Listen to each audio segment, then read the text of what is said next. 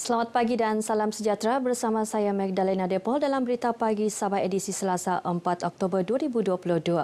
Kerajaan negeri menyambut baik usaha berterusan sebuah badan bukan kerajaan, Rotary Club Kota Kinabalu Pearl RCKK Pearl bekerjasama dengan organisasi lain bagi memberi perkhidmatan kepada masyarakat di peringkat tempatan dan global.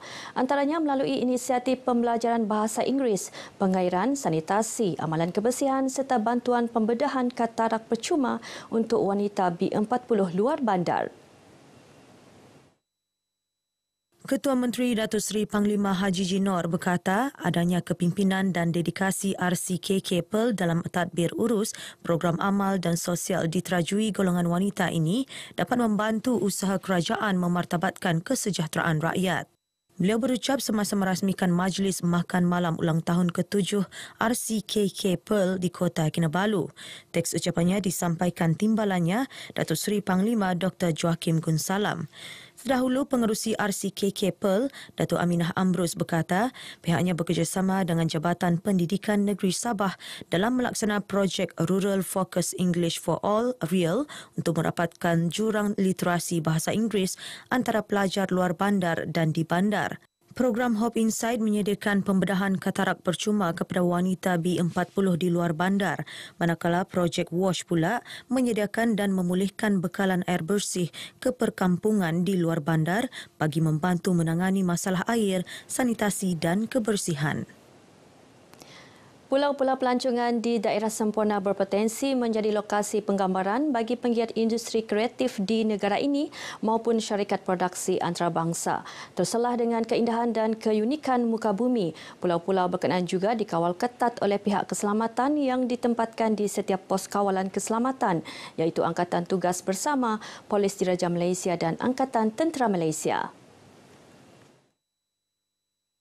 Ketua Setiausaha Kementerian Komunikasi dan Multimedia Malaysia Datuk Seri Muhammad Mentek berkata penggiat industri kreatif memerlukan tempoh masa yang lama dalam menjalankan sesi penggambaran filem mahupun dokumentari di sesebuah lokasi. Justru jaminan keselamatan dan kemudahan telekomunikasi menjadi keutamaan penggiat berkenaan. Jadi sebab itulah kita mengadakan lawatan sebab di KCOM kita ada jawatankuasa permohonan penggambaraan filem-filem luar negara dan juga persembahan luar negara yang mana saya sendiri pengusikan, dan kita sentiasa mendapat permohonan untuk membuat beberapa penggambaran di beberapa lokasi dalam negara. Beliau ditemui media selepas meninjau menara telekomunikasi di Pulau Pom-Pom Sempurna. Datuk Seri Muhammad berharap pihak berkuasa tempatan di Sempurna dapat memudahkan proses permohonan penggambaran di Pulau Pelancongan Sempurna bagi menggalakkan industri kreatif. Sementara itu, pengurus produksi Solid Sweden Landmark Film Solomon Rodersrach berhasrat untuk membuat penggambaran pada siri akan datang. Masalah utama yang pernah menjadi isu kenapa penerbit-penerbit atau producer-producer jarang propose area di sini adalah kerana red zone. Tapi selepas lawatan ini saya confident langkah-langkah yang telah diambil daripada peristiwa Lahad Datu hingga sekarang amat berkesan. Saya sendiri boleh nampak checkpost PGL di pulau-pulau yang banyak dikunjungi. Beralih ke perkembangan semasa COVID-19, Sabah merekodkan 110 kes jangkitan baharu semalam, menurun 5 kes berbanding hari sebelumnya. Tiada kes kematian direkodkan.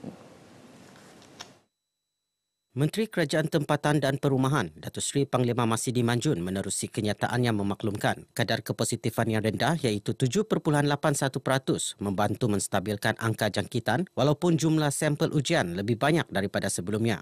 5 daerah merekodkan jangkitan baharu 2 angka iaitu Kota Kinabalu, Penampang, Lahad Datu, Putatan dan Papar. Tiada kes baharu direkodkan di 9 daerah.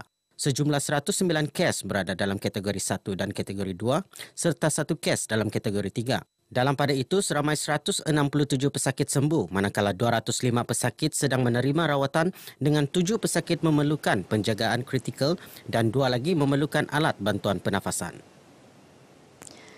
Majlis Belia Sabah berharap bajet 2023 yang akan dibentangkan Jumaat ini dapat memperhebatkan mekanisme penggalak ekonomi dalam kalangan belia bagi mengatasi isu pengangguran di negeri ini. Berdasarkan rekod Jabatan Perangkaan Malaysia, Kementerian Sumber Manusia dan Universiti Tempatan, kadar pengangguran belia Sabah mencecah 200,000. Menurut Presiden Majlis Belia Sabah MBS, Abkari Fawaz Abekan, 45,900 belia Sabah berhijrah ke Semenanjung Malaysia untuk mencari pekerjaan. Sehubungan itu, MBS memohon kepada kerajaan untuk memperkasa kemampanan ekonomi dalam kalangan belia usahawan, memperhebat jalinan kerjasama usahawan tempatan dengan pelabur luar dan meningkatkan nilai pemberian tunai kepada golongan B40 sebanyak 50% melalui bantuan keluarga Malaysia. Dan yang penting, dan saya rasa ini harus diberi perhatian yang serius oleh kerajaan, iaitu memperkasakan eko-pelancongan di kawasan luar bandar. Sebab apa? Kita tahu di negeri Sabah ini pelancongan adalah salah satu sumber pendapatan utama negeri. Jadi saya percaya sekiranya kerajaan memperkasakan eko-pelancongan di luar bandar ini yang mampu melonjakkan sedikit pendapatan golongan-golongan, terutamanya golongan B40 di luar bandar.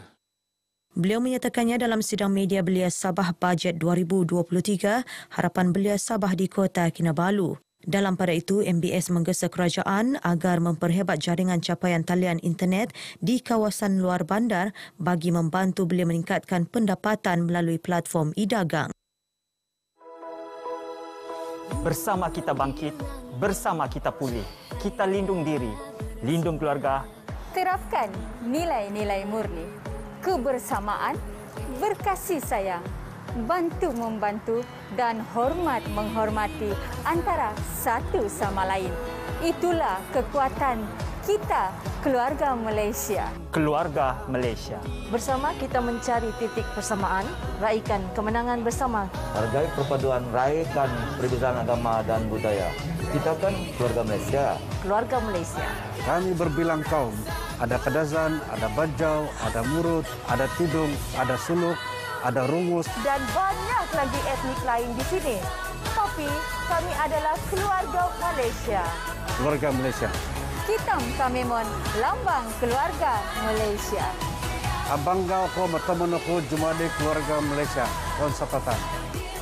Mi Iso, Monoli Bamban, Paganakan, Malaysia. Majulah kita ni bersama keluarga Malaysia. Potong kawi, rendalom nu, kelapan nu Malaysia.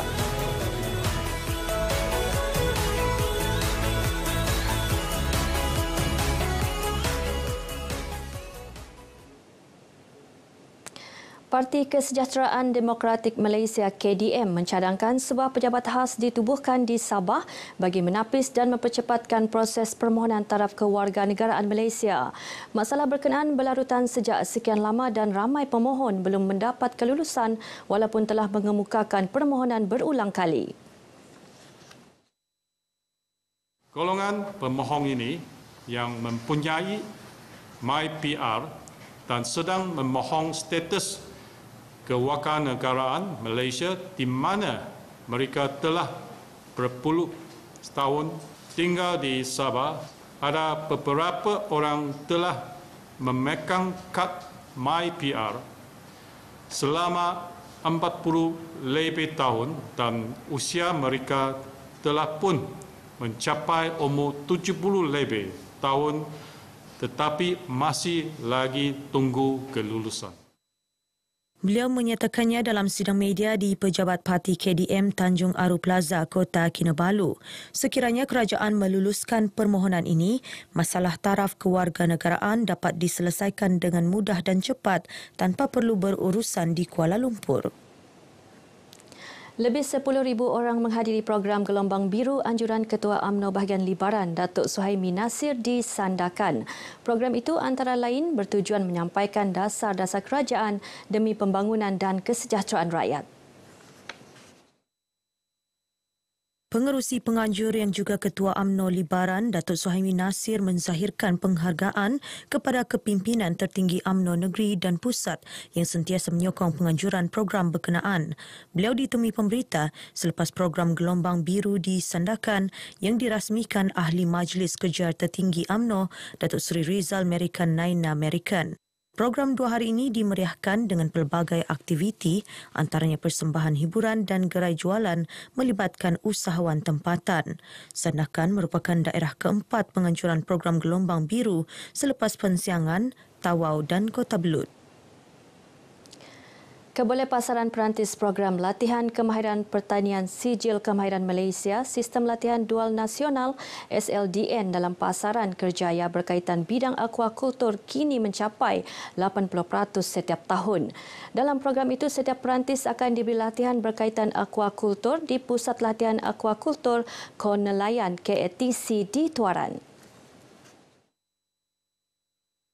Pengurus Besar Kor Nelayan Yusof Awang Besar berkata, ia bagi membolehkan para perantis memiliki kemahiran dalam bidang berkenaan sekaligus menjadi pilihan jabatan serta agensi kerajaan negeri dan persekutuan.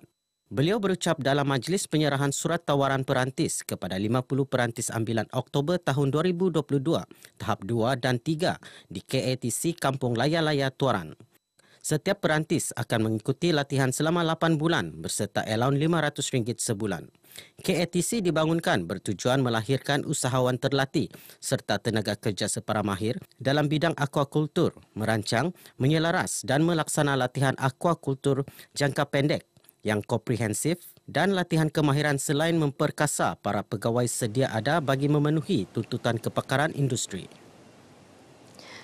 Program perkemahan unit beruniform berupaya membentuk sasiah diri pelajar selain menerapkan ilmu kemahiran harian serta menguji ketahanan mental dan fizikal pelajar.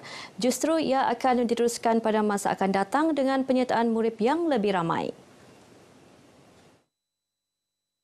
Untuk kita bagi pengalaman kepada pelajar, di samping berikan kemahiran kepada pelajar dalam seberapa banyak ilmu berkaitan dengan kehidupan seharian lah, juga dari segi ketahanan fizikal, mental. Beliau berkata demikian sempena program perkemahan unit beruniform murid sekolah rendah peringkat daerah Tambunan di Sekolah Kebangsaan Monsok Tambunan. Sementara itu, para peserta yang ditemui menyambut baik program berkenaan. Ya, dia bagus sebab dia mendisiplinkan diri sendiri. Bagi saya dan untuk rakan-rakan saya, dia juga dia memberi pengalaman dan ilmu yang baik kepada semua. Program pada hari ini bagus dan ini harus diteruskan di masa akan datang agar pelajar-pelajar dapat belajar berdikari melakukan sesuatu kerja tanpa bantuan ibu dan bapa. Sekian berita pagi Sabah kali ini. Saya Magdalena Depol. Salam hormat dan salam keluarga Malaysia. Sabah.